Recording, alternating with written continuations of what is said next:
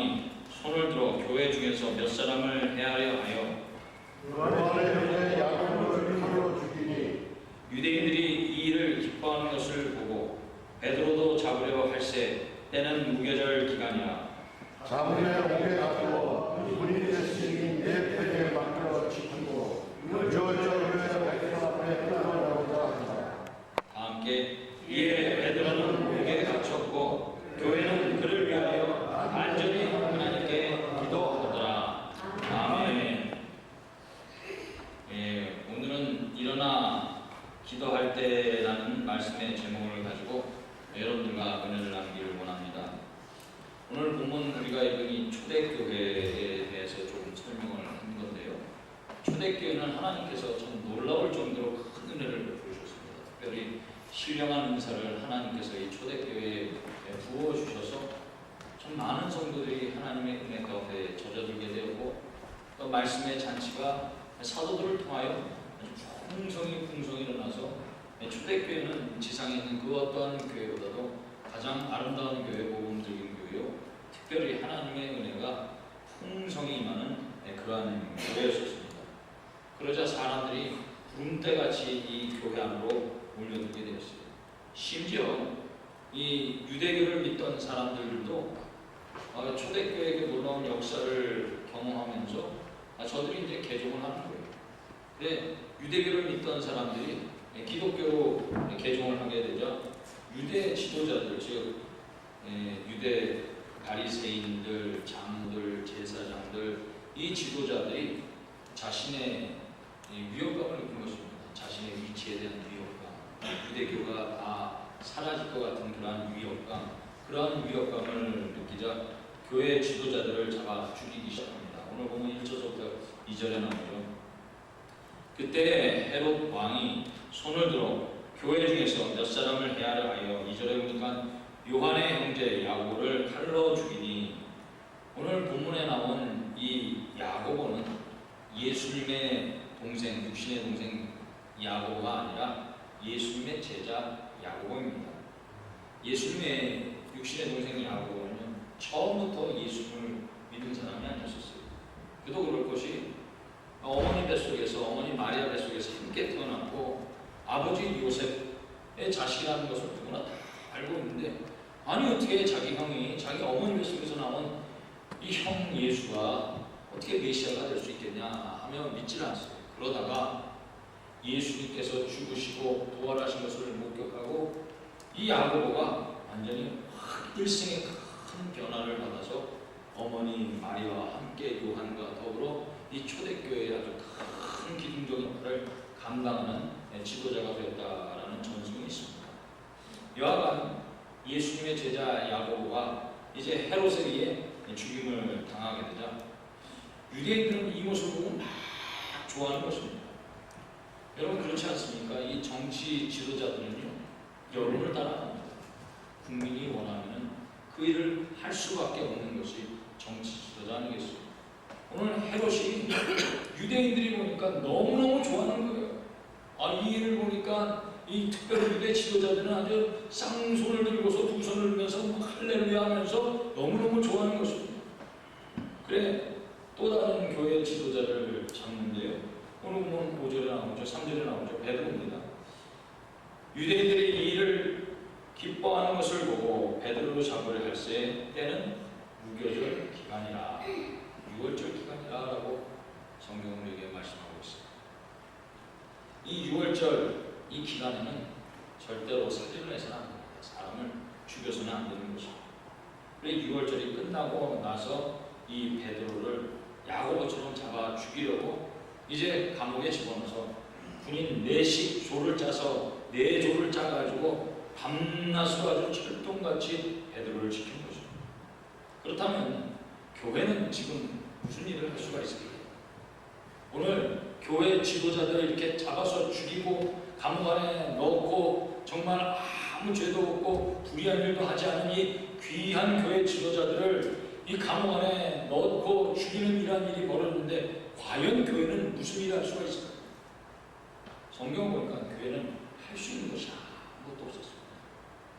오늘날 복음이 편막에 증거되어 있는 이 시대에는 교회 안에 영향력 있는 사람들이 참 많이 있는 것을 보게 됩니다. 한국은 정치인들이 있고 국회의원들이 있고 또 굴지의 기업가들도 있고 사회적으로 동망 있는 사람들이 있습니다. 그런 사람들을 통해 가지고 단원서를 내게 하고 진정서를 내게 하고 호소를 해서 교회가 힘을 가져가지고 무슨 사회에 영향력 있는 그런 힘을 발휘할 수가 있는데 그 당시 초대교회는 아무것도 없었어요. 교회가 힘을 가지고 있을 거는 전혀 없었기 때문에 교회는 탄압을 하면 탄압을 당하고 죽임을 당하면 죽임을 받을 수밖에 없는 그런 상황에 놓여 있습니다. 교회가 할 수 있는 아무것도 없었습니다. 그런데 오늘 본문을 보니까 교회가 하는 일이 딱 한 가지가 있는데 5절에 보니까 이렇게 표현하고 있습니다. 이에 베드로는 옥에 갇혔고 교회는 그를 위하여 간절히 하나님께 기도하였더라. 아멘. 네. 오늘 이 말씀이 오늘 본문을 열어주는 핵심 요소인 것입니다. 큰 일이 벌어졌어요. 정말 어마어마한 큰 일이 벌어졌습니다. 할 수 있는 것은 아무것도 없어요. 그래 하나님 앞에 마음을 쏟아가면서 온전히 기도한 것입니다. Uncontemporary language로 이 성경을 쓴 유진 피어슨 목사님이 쓴 Uncontemporary Bible이라는 그 책에 보면은 이 표현을 이렇게 이야기를 했습니다. 베드로는 감옥에 갇혔고 교회는 하나님께 맹렬히 기도하였다. 교회는 하나님께 어떻게 맹렬히 기도하였다. 참 이 단어가 와닿지 않습니까? 맹렬히 기도하였다. 오늘 초대교회는 다른 방법도 없고 대안도 없었어요. 유력한 정치인이나 돈 많은 사람이나 또 사회적으로 영향력 있는 그러한 사람들이 없었습니다. 그래서 교회가 할 수 있는 일은 오로지 주의 말씀을 붙잡고 하나님 앞에 엎드려 기도하는 일이었던 것입니다. 그런데 이 기도하는 일이 이 초대교인들에게서 최고의 방법이요 또 최고의 능력이었어요. 여러분 우리가 인생을 살면서 큰 혼란을 맞닥뜨리게 삶이 만만한 것이 아니죠. 막 이러한저러한 방법으로 우리의 삶이 막 고전합니다. 그때 우리는 시련이 찾아오게 되고요. 낭망이 찾아오게 되고요. 좌절이 찾아오게 되고요. 절망이 찾아오게 되고요. 이때 우리가 결정해야 될 일이 있는데 이 도전이 찾아왔을 때 우리는 그냥 주저없이 맥없이 무릎을 꿇고 낙심하고 절망하고 좌절할 것인가? 아니면 머리를 막 굴려가면서 이 방법을 해결할 수 있는 인간적 방법을 막 찾아갈 것인가? 아니면 믿는 자로서 우리가 하나님 앞에 에스더처럼 죽으면 죽으리라라는 그러한 심정을 가지고 하나님 앞에 엎드려 기도할 것인가? 우리가 이때 선택을 해야 됩니다. 그런데 그 믿는 자들은 기도하기로 결정을 하고 기도하면은 하나님이 반드시 하나님의 도우시가 역사가 있다는 것입니다. 구약 성경 보면은 사울왕과 다니엘의 그 모습을 아주 극명하게 비교를 하면서 나타나는 그 모습이 있는데요. 이제 사울왕 시대에 블레셋의 힘이 아주 장성했습니다. 그래 그 주위에 있는 많은 이스라엘 성읍들을 빼앗고 사람들은 죽어나가고 또 나라가 어수선해지자 이 사울왕이 한 일이 무엇입니까? 점장을 찾아가가지고 나라의 운명, 자신의 운명을 맡기는 거예요. 사울이 이게 망한 근본적인 이유 아니겠습니까? 하나님을 믿는다고 하면서 하나님을 온전히 믿지 않고 오히려 다른 의지할 것을 찾아가면서 그것에 마음을 쏟아가며 나아가자 결국 그는 망한 인생이 되었습니다. 반면에 다니엘은 어떻습니까? 다리오 왕이 이제 어인을 꽉 집어서 온 나라의 조서를 다 고칩니다. 칙령을 내린 거죠. 누구든지 나 외에 다른 신상에 절을 하거나 기도를 하면 죽여버리겠다라는 칙령을 내린 거예요. 그럼에도 불구하고 다니엘은 어떡합니까? 예루살렘을 바라보면서 하루에 3번씩 기도를 합니다. 다니엘은 분명 기도하다가 죽을 수도 있을 것이고 기도하다가 분명 억울한 일을 당할 수가 있어요. 그러함에도 불구하고 다니엘은 기도하기로 결정을 하고 또 기도를 합니다. 결과는 어떻게 됐을까요? 하나님께서 기도하는 다니엘의 그 손을 붙잡아 주시고 다니엘은 승리하여 마침내 메대와 바사에 이르는 그러한 총리가 되어 그의 이름이 높아지고 하나님의 영광이 그를 통해서 나타나지 않습니까? 사랑하는 성도 여러분, 우리가 그때는 무마음과 같습니다. 정말 말도 안 되는 일을 당했을 때 하나님 앞에 엎드려 기도하는 것은 정말 무모한 일을 갖고 시간 낭비하는 것 같고 정말 보람없는 것 같지만 하나님 앞에 엎드려 기도한 자는 하나님께서 반드시 그를 일으켜 세울 줄 꼭 믿으시길 바랍니다. 이게 시간의 문제이지 하나님이 기도하는 자는 반드시 기도하는 자의 손을 잡아주지 않습니다. 그런데 이런 게 있어요. 우리가 기도해야 된다라는 사실도 알고 기도하면은 하나님께서 역사하신다라는 그런 것도 알고 기도의 당위성과 이 기도의 목적도 다 알고 있습니다. 그런데 기도가 잘 안 나오는 경우가 있어요. 왜 그럴까요? 기도의 자리에 나와야 되는데 이 기도의 자리에 나오지 못하는 경우가 있어요. 그 이유는 너무 오랫동안 영적으로 쉼이 있었기 때문인 것입니다.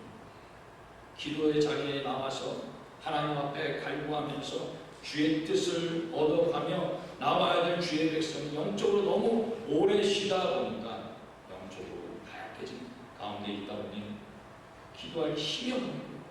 힘이 없기 때문에 일어나지 못하고 힘이 없기 때문에 기도를 못하는 건 아니겠습니까? 바라옵기는 저와 여러분 모두가 이 영적 삶에서 꼭 승리하는 저와 여러분 되시길 예수님의 이름으로 간절히 축원드립니다.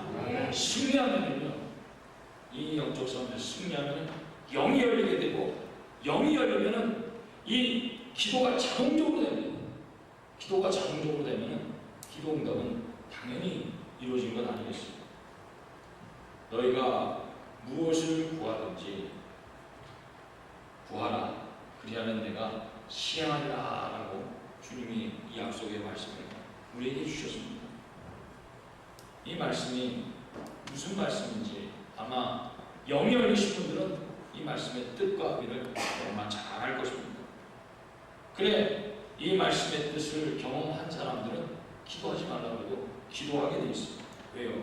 하나님이 신실하신 분이기 때문에 기도하면 응답하시는 하나님이시기 때문에 끝까지 포기하지 않고 기도하는 것입니다. 저와 친한 1.5세 목사님이 계신데 이분이 한 30 중반쯤 이제 사회생활을 하다가 이제 비즈니스를 하다가 이제 하나님께서 부르셔서 이제 목회를 하게 되었어요. 이제 신학을 공부하는 그런 과정 가운데 이게 비즈니스를 하면서 신학 공부를 하니까 이게 쉽지가 않은 거죠.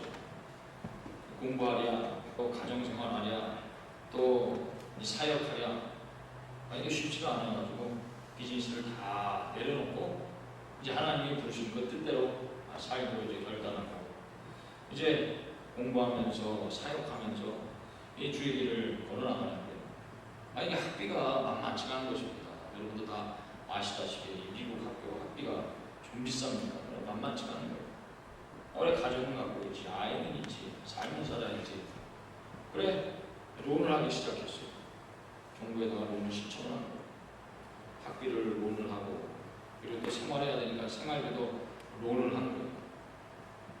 나중에 졸업할 때쯤 되니까 이 빚이 한 10만 불 조금 넘게 됐어요. 10만 불. 그럼 두고 이제 졸업하고 나서 이제 교회를 개척을 하게 됐는데 개척교회가 무슨 돈이 있겠습니까? 자기 살기도 그냥 아득한 그런 상황에 빚으로 들여가겠어요. 그래 이 목사님이 하나님 앞에 기도합니다. 하나님, 나 다른 방법이 없습니다. 개척교회인데 무슨 돈이 있습니까? 지금 애 키우기도 바쁘고 교회 케어하기도 바쁜데 돈이 어디 있습니까? 하나님, 제발 이 빚 좀 청산해 주십시오 하며 말도 안 되는 그런 기도를 한 거예요. 그 기도를 1년 한 것도 아니고 2년 한 것도 아니고 3년, 4년, 5년 동안 그 기도를 줄구장총 하나님 앞에 매일같이 기도했습니다. 그러다 어느 날 한 통의 전화가 온 거예요. 목지가한테. 당신 이 아무양대에 맞습니까? 예, 맞습니다. 당신의 빚을 다 탕감해 주겠습니다. 라는 한 통의 전화를 받게 됐어요. 그러자 이 목사님이 이런 전화가 참 많이 오지 않습니까? 스팸 전화가. 사람이 이렇게 꼬여가지고 뭐 소셜스 깁스 하나 한 다음에 사기를 치려고 하는 그런 스팸 전화가 많기에 사기인 줄 알았대요. 그냥 뭐 여러 가지 물어보는 게 있어가지고 더 이상 읽을 것도 없다 그래가지고 쭉 인포메이션을 다 알려줬대요. 그리고 한번 할 수 있으면 해보라고. 그리고 퉁명스럽게 전화를 다 끊었다 그래요. 그리고 수개월 동안 잊혀지면서 그 전화를 잊고 살아갔어요. 그러다가 어느 날 갑자기 한 통의 편지가 왔는데 당신의 모든 빚은 이제 다 탕감되었습니다. 그 빚은 우리가 다 갚습니다. 라는 한 통의 편지를 받게 됐어요. 놀라운 것은 매달마다 이 목사님 10만 불씩이나 되는 이 빚을 어느 목지가가 갚아주면서 다 갚았습니다. 라는 영수증이 매달 이 목사님 앞으로 날라온다는 것입니다. 지금까지. 저는 이야기를 들으면서 저희 아내하고 같이 들었는데 한 가지 깨달은 것이 있는데 여러분이 물이 차면은 추가 기울게 돼요. 마찬가지로 기도의 분량이 차면은 반드시 우리의 기도는 응답된다는 사실을 우리가 꼭 깨달아야 될 필요가 있습니다. 아멘. 여러분이 공부도 그렇지 않습니까? 공부가요 10분 공부한 사람 그 점수가 다르고 10시간 공부한 사람 그 점수가 다르고 1년, 2년, 3년, 4년, 5년 공부한 사람 그 점수가 다르듯이 이 문제가 있는 가정, 문제가 있는 사람, 또 문제가 있는 개인, 문제가 있는 교회는요 문제가 해결될 만큼 기도의 분량에 차면은 반드시 그 문제는 풀어진다고 보고 있습니다. 이 나아만 장군이 문둥병에 걸렸습니다. 그래 문둥병이 걸렸을 때 치료하는 방법이 저 요단강에 가서 몸을 7번 담그면은 그 몸이 깨끗해진다라는 이야기를 듣고 그런 모든 자존심을 다 내놓고 요단강에 가서 이제 몸을 담깁니다. 첫 번째 요단강에서 몸을 담고 쭉 올라오니까 이 없어졌던 물속이 나고 두 번째 이제 요단강에 몸을 담고 쭉 올라오니까 빠졌던 손톱이 나고 세 번째 요단강에 몸을 담고 쭉 이제 올라오니까 이 고름들이 다 치료된 것이 아니라 아무 현상이 일어나지 않았어요. 첫 번째 아무 현상 안 일어나고 두 번째, 세 번째, 네 번째, 다섯 번째, 여섯 번째까지 아무런 현상이 일어나지 않았어요. 눈에 보이는 징조, 눈에 보이는 그러한 표식들 이런 것들이 전혀 나타나지 않았어요. 그러나 아마는 끝까지 인내하며 마지막 7번째 몸을 담고 딱 일어나자 그때 기적이 일어난 것 아니겠습니까? 여섯 번째까지는 아무런 역사가 일어나지 않았지만 신실하신 하나님의 말씀 붙잡고 7번 그 몸을 담고 일어나자 기적의 역사가 일어난 거 아니겠습니까? 기도는요 역사가 일어날 때까지 내 삶의 역사가 일어날 때까지 말씀을 악착같이 붙들고 기도할 때 기도의 역사가 일어나는 것 아니겠습니까? 만일 말씀을 붙들고 기도했는데 역사가 일어나지 않는다면 하나님은 거짓말하는 하나님 아니겠습니까? 그러나 우리 하나님은 모든 것을 다 하실 수 있는 하나님이신데 딱 한 가지 못하시는 것이 있다면 그것은 하나님은 거짓말을 못하신다는 것 아니겠습니까? 물이 차면 추가 기울듯이 기도의 분량이 차면은 반드시 기도의 응답이 있게 되는 줄 꼭 믿으시기 바랍니다. 그렇다면 오늘 저들에게 있어서 이런 놀라운 역사가 일어났는데 왜 우리에게는 이러한 일들이 우리 삶 가운데 이 초대교인들처럼 그러한 막 역동적인 그러한 하나님의 역사가 일어나지 않을까요? 저는 이것을 이렇게 해석하고 싶습니다. 하나님이 무능한 것이 아니라 우리가 저들만큼 기도하지 않았기 때문이다. 오늘 보면 5절을 보니까 초대교인들은 베드로를 위하여 간절히 기도하였다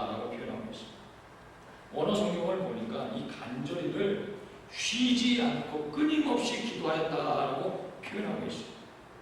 여러분, 이 말이 얼마나 귀한 말씀입니다. 사도 바울은 쉬지 말고 기도하라고 말씀하고 있어요.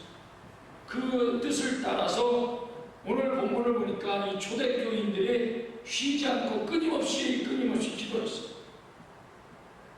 그러자 하나님의 놀라운 역사가 일어난 거 아니겠습니까? 여러분, 그렇게 우리가 쉬지 않고 기도하면 어떤 역사가 일어나는 줄 아십니까? 우리를 묶고 있는 이 결박의 모든 사슬이 풀어진다는 사실인 것입니다. 우리를 묶고 있는 이 결박의 사슬들이 있습니다. 사단이, 마귀가, 이 귀신들의 우리의 삶과 가정과 기업과 생업을 꽉꽉 묶어놓는 것들이 있습니다. 기도를 하면 그런 결박이 딱 풀어지는 것입니다. 오늘 보면 7절을 보십시오. 호련히 주의 사자가 나타나며 옥중에 광채가 빛나면 또 베드로의 옆구리를 쳐 깨우이되 급히 일어나라 하니 쇠사슬이 그 손에서 벗어지더라. 할렐루야. 아멘. 쇠사슬이 그 손에서 벗어지더라. 저들이 맹렬히 기도하니까, 아주 불을 뿜듯이 맹렬히 기도하니까 베드로를 묶고 있는 이 결박이 끊어진 것입니다. 참, 베드로를 보면 참 놀랍지 않습니까? 이런 상황에서 꾹꾹 잠을 자요. 아주 대단한 사람입니다. 어쩌면 이런 생각을 하실지도 몰라요. 내가 이제 주의 일을 영원없이 하겠다. 내 동료 야고보도 이제 하나님 앞에 갔는데 나도 조금 있으면 6월절 이 기간이 끝나면 나도 하나님 앞에 갈 것이다. 내가 이제 이 세상에 무슨 여한이 있겠냐. 하나님 오는 것이 더 영광스럽지 하며 어쩌면 이런 마음을 품고 마음이 많아요. 꿀꿀 잠을 자는 겁니다. 그래, 그렇게 잠을 자고 있는 베드로에게 천사가 나타나더니 그 묶고 있던 모든 결박을 다 털어제끼고 베드로가 이제 강 밖으로 나가는 것입니다. 여러분, 이 쇠사슬이 풀렸다라는 이 결박, 이걸 우리가 한번 생각해 볼 필요가 있지 않습니까? 결박이라든지 저주라든지 묶임이라든지 이런 것들은 공통점이 있는데요. 이 공통점은 자기의 의지와 자기의 뜻에 상관없이 외적인 힘에 눌려있는 것을 의미하지 않습니까? 결박이라든지 저주라든지 묶임이라든지 이런 것은 자기의 뜻과 의지에 상관없이 눌려있는 것을 의미하고 있습니다. 예를 들어서 나는 감정 조절이 되지 않습니다. 나는 원래 그런 사람이야. 우리 집안은 피가 뜨거워서 그래. 여러분, 이거는 묶여있는 것입니다. 이게 똑같은 이 안 좋은 일이 반복적으로 일어난다는 것, 이거 묶여있는 것 아니겠습니까? 우리 삶에 좋지 않은 일들이 반복적으로 나타난다는 것은 그것은 묶여있는 것입니다. 우리가 구원받은 것과 상관없이 우리가 연약해서 능력이 없어서 묶여있을 경우가 있습니다. 그때 우리가 할 수 있는 일은 하나님 앞에 기도하며 이 모든 결박을 다 풀어헤치는 것 아니겠습니까? 복음화 전도왕 김기동 목사님, 그분의 간증을 보니까 참 재미있어요. 이제 이분이 렌트를 살다가 정말 하나님의 은혜 가운데 조그만 집을 하나 장만하게 됐습니다. 그래, 리얼터에 가가지고 복덕방에 가가지고 집 한 채 좋은 거 있으면 좀 소개해달라고 얘기하자. 복덕방에서 리얼터가 여기저기 집을 알려준 것 동시에 조심스럽게 한 집이 있는데 이 집이 다른 집에 비해서 시세가 절반에 이르지도 못합니다. 너무너무 쌉니다.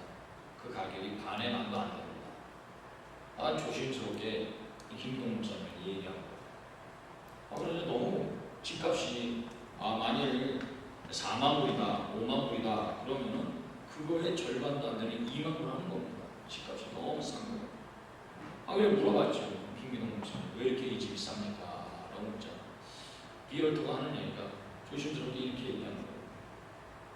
이 집에 들어가는 사람마다 망하든지 죽든지 그래가지고 이 집이 흉물로 나와서 아무도 들어가지 않습니다. 만일 이 집을 사는 자에게 집주인이 그 집값의 절반에 미치지도 않는 그 값을 주겠다라고 얘기합니다. 그 말을 들은 이 김기동 목사님이 복음화 전도왕 김기동 목사님 그러면 이 집 나에게 주십시오. 내가 이 집을 사겠습니다 하고 계약을 딱 치르고 그때서부터 이분이 특별 기도를 하기 시작했더라고요. 그리고 그 집에 들어가서 이사했을 때 매일같이 집안에서 가정예배를 드렸다고 합니다. 끊임없이 가정예배 드리고 끊임없이 기도하는데 한 달쯤 되었을 때 이 위얼트가 이제 그 집에 와서 배를 누르면서 이상이 없습니까? 지금도 살아계십니까? 하면서 배를 누르면서 사람을 찾더래요. 그러자 이 김기동 목사님이 그냥 기쁜 마음으로 확 뛰어나가지고 아유 이렇게 좋은 집을 주셔가지고 이 집에 이사 와가지고 하는 일이 승승장구 너무나 잘 됩니다 라고 이 위얼트에게 이렇게 답변을 했다고 합니다. 사랑하는 성도 여러분, 기도하면은 사단이 우리를 묶고 있는 이 결박, 저주, 묶임 이러한 것들은 다 풀어주시고 꼭 믿으시길 바랍니다. 한 번은 어느 분의 간증을 들어보니까 이분이 이러한 간증을 하셨어요. 잠을 자는데 그냥 자는 것이 아니라 꿈을 꾼대요. 근데 꿈이 그냥 꿈이 아니라 스토리 있는 꿈이에요. 예를 들어서 오늘 이런 일을 하고 이런 일을 했으면은 그 꿈이 여기서 딱 멈추고 다른 걸로 이렇게 진행돼야 되는데 오늘 이 꿈을 꿨으면은 그 진행되는 일이 내일과 똑같은 현상과 반복되는 일로 그 스토리 있는 형식으로 쭉 꿈이 이어진다고. 여러분 이게 정상적으로 보십니까? 결코 정상적이지 않죠. 어떻게 매일같이 꿈을 꾸는 것도 사람이 피곤할 텐데 그 스토리 있는 꿈, 일상을 사는 것 같은 그러한 느낌을 가지고 꿈속에서 그런 일들이 계속해서 반복돼 나가는 거예요. 그러니 이분이 잠을 자도 잠을 자는 것 같지 않죠. 그래 잠을 한번 푹 자기 위해서 육체적인 노동을 하고 그리고 샤워를 하면은 잠을 푹 자겠지. 그래도 여전히 똑같은 일이 반복이 된다고 합니다.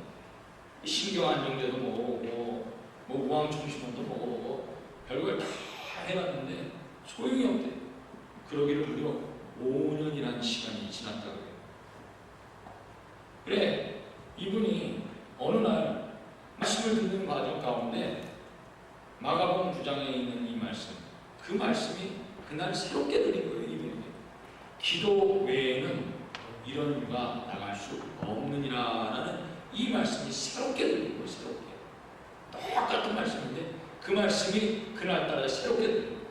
그래서 이분이 기도하기로 결단하고 이제 매일같이 하루에 1시간씩 기도하기 시작했어요. 그러기를 한 달이 다 되어갈 때쯤 되니까 정말 이분에게 그 증상이 매일같이 스토리 있는 그 꿈에 있는 그러한 증상들이 어느 날 갑자기 다 사라지고 이제는 평안하게 잠을 잘 수 있게 되었습니다 라는 간증을 듣게 되었습니다. 사랑하는 성도 여러분, 작정하고 기도하면 반드시 묶여있는 것은 풀어질 수밖에 없다는 것입니다. 오늘 저와 여러분, 우리의 신분이 어떠한 신분입니까? 저와 여러분의 신분은 하나님의 자녀입니다. 사단은 무엇입니까? 하나님이 만든 피조물인 것입니다. 감히 사단이 우리를 공격할 수도 없고요. 사단이 우리를 짓누를 수도 없고요. 사단이 우리를 억압할 수도 없어요. 왜요? 우리의 신분이 있기 때문입니다. 우리는 하나님의 자녀요. 하나님의 큰 권능을 가진 사람들 아니겠습니까? 그것을 깨닫는 축복이 있길 예수님의 간절히 축원드립니다. 깨달으면요 신앙생활이 담대하게 됩니다. 신앙생활을 담대하게 하면요 마음의 여유가 있어요. 무엇이 찾아와도 두려움이 없고요. 무엇이 찾아와도 누리지 않아요. 신앙생활 담대하게 하는 것 매우 중요한 것 아니겠어요? 존 비비어 목사님이 쓴 책을 보니까 이분이 이러한 간증을 그 책에다 썼습니다. 첫 번째 아들을 낳고 이제 병원에서 나왔는데 그때가 새벽 2시에 애가 갑자기 자지러지게 막 울더래요. 나중에 이게 사단의 공격이라는 것을 알았는데 그 당시 왜 아이가 울게 되는지 잘 알지 못해가지고 이제 존 비비어 목사님 사모님이 가서 이제 우유를 먹이고 이렇게 하더라도 애가 그냥 1시간가량 그렇게 자지러지는 거예요. 그 다음 날도 또 2시가 되면 정확하게 아이가 계속 자지러지게 된다고. 그리고 그 다음 날도 또 2시가 되면 아이가 자지러지게 돼요. 그래서 이 목사님이 이거는 영적인 공격이구나, 사단의 공격이구나 하는 것을 깨닫고, 그때서부터 이 목사님이 예수 이름으로 마귀를 다 대적하기 시작한다고. 어린아이를 공격하는 이 원수마귀 귀신을 더러운 능력 예수 이름으로 공격으로 다 떠나갈지어다 하며 마귀를 공격한 것이었어요. 그러자 이 아이가 잠을 자기 시작해요. 그리고 그 다음날 또다시 아이가 우는 거예요. 이제 깨달았으니까 아이가 울자마자 존 비비언 목사님이 이 대적 기도를 하는 것입니다. 그리고 악한 영을 다 예수 이름으로 쫓아내요. 그 다음날 또 아이가 또 울게 되자 존 비비언 목사님 좀 더 망설임 없이 또다시 이제 대적 기도를 했어요. 그리고 그 후로는 그 아이에게 이렇게 새벽 2시에 우는 일이 다 사라지고 평안히 잠을 잤다라는 그 간증을 그의 책에서 읽게 되었습니다. 여러분, 예수 그리스도의 이름이 얼마나 놀랍고 얼마나 능력 있는 것입니까? 하나님이 우리에게 주신 놀라운 은혜 중에 하나가 예수 그리스도의 이름을 가지고 기도할 수 있는 은혜를 주신 것 아니겠습니까? 이거는 누구의 능력도 아니고 누구의 권세도 아닌 것입니다. 이 능력은 기도하는 모든 자에게 하나님이 우리에게 주신 놀라운 은혜인 것입니다. 요한복음 14장에 보면 예수님께서 이는 나보다 더 큰 일을 할 수 있습니다 라고 말씀하고 있습니다. 기도하는 자는 누구나 다 할 수 있는 일 아니겠습니까? 이제 오늘 저와 여러분 우리 교회가 해야 될 일은 이 영적으로 기도하며 일어나는 그러한 시간인 것입니다. 특별히 오늘 저녁 여러분이 저지 일붕회가 있는데 우리가 예전에 한번 경험하지 않았습니까? 이 기도하는 것이 얼마나 뜨겁고 이 교회당이 완전히 들썩들썩할 정도로 아주 그냥 성령에 충만한 그 뜨거움이 있었어요. 바로 우리는 오늘 함께 우리가 기도하면서 우리가 영적으로 다시 쓰여질 뿐만 아니라 우리의 삶에 또 우리의 가정에 우리의 사업에 우리의 직장에 우리 생업주의 모든 것에 묶여져 있는 모든 것들이 우리의 기도를 통하여 모든 결박이 풀어지는 놀라운 역사가 우리 삶 가운데 일어나길 예수님의 이름으로 간절히 축원드립니다. 기도하겠습니다. 고마우신 아버지 하나님 참 감사합니다. 하나님 초대교인들이 하나님 앞에 맹렬히 기도하였을 때 정말 있을 수 없는 그러한 일들이 저들의 삶 가운데 펼쳐진 것을 보게 됩니다. 하나님은 살아계시고 어제나 오늘이나 영원토록 동일하신 하나님이신 줄 믿습니다. 하나님, 초대교인들에게 있었던 이 놀라운 역사적인 사실이 우리 삶 가운데도 온전히 동일하게 나타날 수 있도록 큰 은혜 내려주시고 이제부터 우리 모두가 기도하였을 때 하나님의 놀라운 능력을 받아서 우리 앞에 있는 모든 사단의 대적들을 능히 무찌르고 승리할 수 있는 복된 우리의 삶이 될 수 있도록 큰 은혜 내려 주시옵소서. 감사드리며 예수님의 이름으로 기도드렸사옵나이다. 아멘.